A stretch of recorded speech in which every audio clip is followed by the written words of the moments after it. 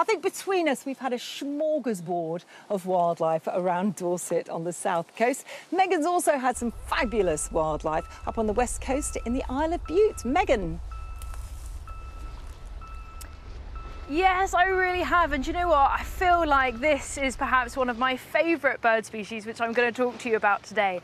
Now, I've come from the more rugged areas along the Isle of Bute to the town of Rothesay. It's a Victorian town, and it's got delicious cafes and probably the most friendly population of people I think I've ever met. It's been so lovely. But of course, you can see so much wildlife here as well. Everything from oyster catchers, foraging on the sandbanks, to juvenile shags, in and about the waves hunting, and my favourite seabird perhaps, the gannet, the northern gannet, diving in, plummeting in the water up to 30 miles deep at 60 miles per hour, which is incredibly impressive.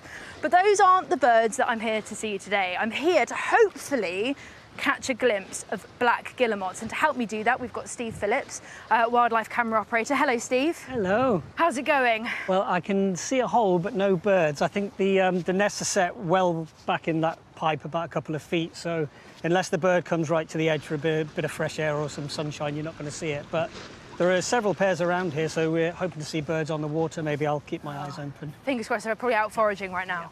Well, thank you, Steve. He's been out, of course, earlier in the week to get some up-close details of these birds as they're pair bonding, and also, of course, going into their diving habitats.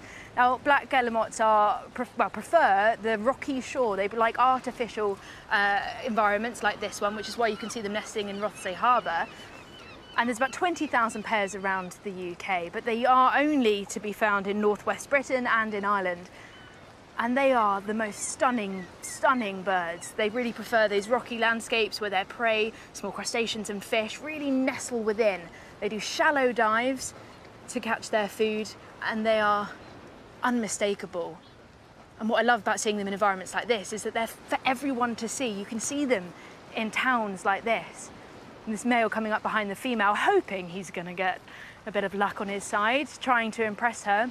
She seems quite receptive at first, laying down, but he attempts to mate from the wrong angle and fails spectacularly. It's not always, you know, successful. Sometimes it's hit and miss, but they've got to try it out. And I don't like to anthropomorphise, put human emotion on things, but he skulks away with his head hanging high. Better luck next time. But they are wonderful to see when they're together, but fascinating to see them under the water, because as an auk species, as a seabird, they're able to dive down and they're a benthic feeder, which is quite unusual for this type of auk.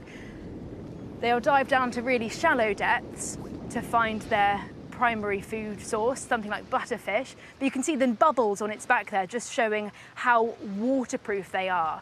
But they look very different, I think, from our more common guillemots. Our more common guillemots have that white breast, and they're not very colourful, whereas the black guillemot puts it to shame with that orange gape and luminous orange fish as well. They are lovely little things.